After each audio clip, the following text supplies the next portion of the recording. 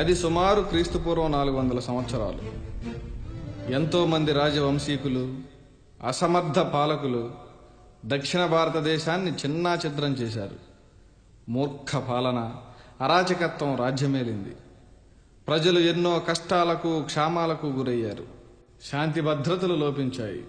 బ్రతుకే భారంగా మారింది. పరిత్రాణాయ సాధూనాం వినాశాయ చతుష్కృతాం ధర్మ సంస్థాపనార్థాయ సంభవామి యుగే యుగే. త్రేతాయుగంలో రాముడు, ద్వాపర యుగంలో కృష్ణుడు. ఇలా ప్రతి యుగంలో ధర్మ స్థాపనకు, దేశ రక్షణకు ఒకడు లేదా ఒక సమూహం ఏర్పరచబడుతుంది. అలా మూర్ఖ పాలనకు చరమగీతం పాడడానికి పుట్టిన కులమే అగ్నికుల క్షత్రియ కులం. భారతదేశంలో చాలా కులాలు వృత్తి ప్రాతిపదికగా ఏర్పరచబడ్డాయి. కానీ అగ్నికుల క్షత్రియ కులం ఆంధ్ర మహాసామ్రాజ్యం అంతిమ దశలో దేశ రక్షణ కోసం ఏర్పరచబడిన కులం. అగ్నికుల క్షత్రియ అధినాయకత్వంలో దేశాన్ని సురక్షితంగా పాలించిన అనేక రాజవంశాలలో ఒకరైన పల్లవులు దక్షిణ భారతదేశాన్ని సుమారు 900 సంవత్సరాలు పాలకులుగా ఉన్నారు. దక్షిణ భారతదేశాన్ని పాలించిన అన్ని రాజవంశాలలో పల్లవులు చాలా గొప్పవారు. శిల్ప కళాభివృద్ధికి, దేవాలయ నిర్మాణాలకు, నౌకల ద్వారా విదేశీ వాణిజ్యాలకు పల్లవులు పెట్టింది పేరు. వృత్తి కళలకు, వ్యవసాయానికి, దేశాభివృద్ధికి పాటుపడ్డారు. తీర ప్రాంతంలో పల్లవపురి రాజధానిగా పాలన సాగించారు. క్రమేణా కాలక్రమంలో కాంచీపురం రాజధానిగా పాలన సాగించారు. మొదట స్కందవర్మ 4వ శతాబ్దంలో కృష్ణానది నుండి పెన్నా నది వరకు, పడమర బళ్ళారి వరకు సామ్రాజ్యాన్ని విస్తరింపజేశాడు. ప్రజలు సుఖశాంతులతో, భోగభాగ్యాలతో విలసిల్లాలని పరితపించి అశ్వమేధ యాగాన్ని జరిపించి రాజులకే రాజుగా కొనియాడబడ్డాడు. క్రీస్తుపూర్వం 350-575 ఈ కాలంలో దాదాపు 16 మంది పల్లవ రాజులు పరిపాలించారు. దేశాన్ని సుభిక్షంగా మార్చారు. క్రీస్తుపూర్వం 565-580 ఈ కాలంలో సింహవిష్ణు చెర, చోళ, పాండ్యుల అధికారాన్ని సమర్థంగా ఎదుర్కొన్నాడు. అతని కుమారుడు మహేంద్రవర్మన్ క్రీస్తుపూర్వం 600-630 ఈ కాలంలో కళలకు, సంగీతానికి ప్రాచుర్యం కల్పించాడు. అతని కుమారుడు నరసింహవర్మన్ సింహళ రాజ్యాన్ని తిరిగి సామ్రాజ్యంలో కలిపాడు.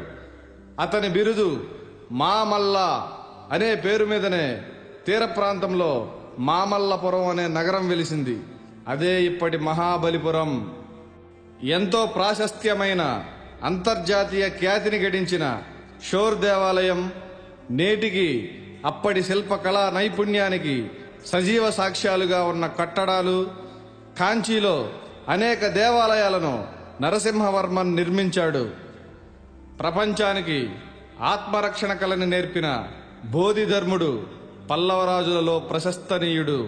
పల్లవ రాజ్యం నుండి చైనా వెళ్లి కష్టాలు పడుతున్న జనాలకు ఓదార్పును, కుంగ్ఫూను నేర్పించి వారి గుండెల్లో చిరస్థాయిగా నిలిచిపోయాడు. పల్లవులు స్వతహాగా హిందూ మతాభిమానులు. హిందూ మత అభివృద్ధి కోసం, ధర్మ పరిరక్షణ కోసం ఎనలేని కృషి చేశారు. ఇది ఘనమైన పల్లవుల చరిత్ర. ఆధునిక భారతదేశానికి అడుగులు నేర్పిన పల్లవ వంశీయుల చరిత్ర. పల్లవ ఘన చరిత్రతో పాటు చాలా సత్యాలు మరుగున పడిపోయాయి.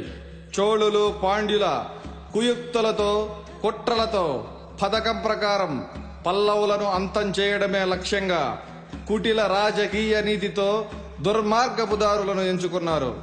పల్లవులను ఎదురుగా ఓడించడం ఎవడి తరం కాదు. అందుకే వారంతా కలిసి దొంగ దెబ్బలు తీశారు.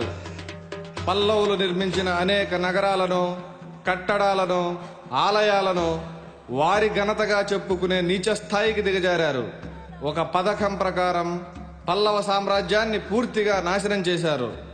పల్లవ రాజులకు రాజ్యాలు పోయినా రాజసత్వం పోలేదు.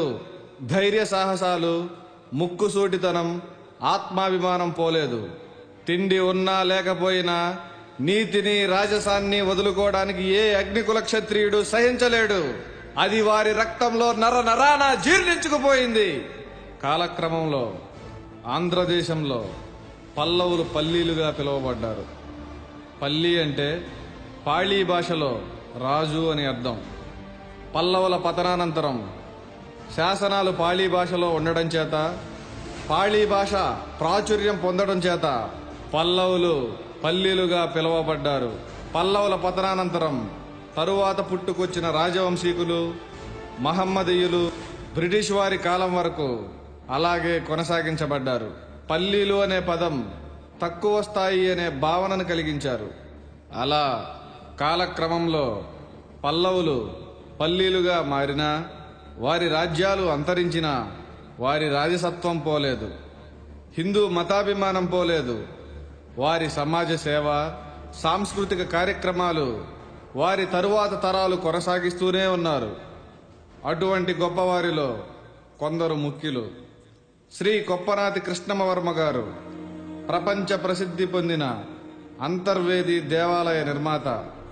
అంతర్వేదిలో శ్రీ లక్ష్మీ నరసింహస్వామి వారి దేవాలయాన్ని 1823లో నిర్మించి, స్వామివారికి నిత్య ధూప దీప నైవేద్య మరియు కళ్యాణ మహోత్సవాల కొరకు ఎటువంటి లోటు లేకుండా 1800 ఎకరాల భూమిని వజ్ర వైడూర్య రత్న మణిహారాలతో కూడిన ఆభరణాలు సమర్పించి భక్త శిఖామణిగా కీర్తి గడించారు.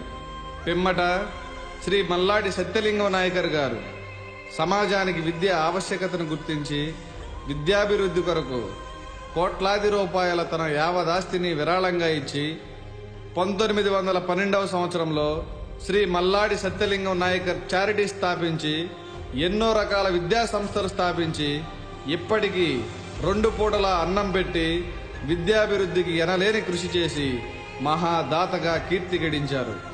అంతర్జాతీయ స్థాయి శాస్త్రవేత్త ఎల్లాప్రగడ సుబ్బారావు విద్యనభ్యసించింది ఎంఎస్ఎన్ చారిటీస్లోనే. తదుపరి కోనసీమ తిరుపతిగా ఖ్యాతి గడించిన వాడపల్లి శ్రీ వెంకటేశ్వర స్వామి ఆలయాన్ని నిర్మించింది అగ్నికుల క్షత్రియుడు శ్రీ పెనబోతు గజేంద్రుడు గారు. ఇదంతా కొంతవరకే తెలిసిన అగ్నికుల క్షత్రియుల ఘన చరిత్ర. చరిత్ర కందని సత్యాలు ఎన్నెన్నో.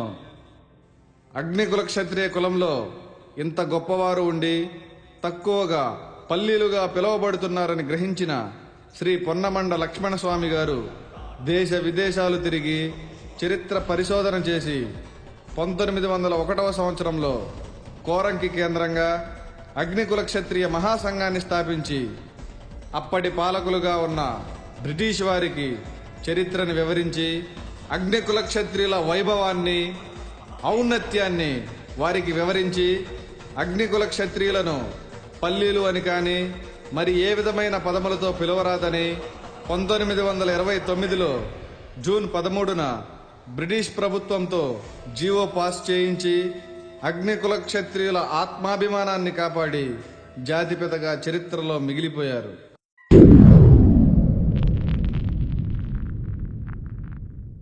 అంతటి ఘన చరిత్ర కలిగిన అగ్నికుల క్షత్రియులు ఇప్పుడెలా ఉన్నారు?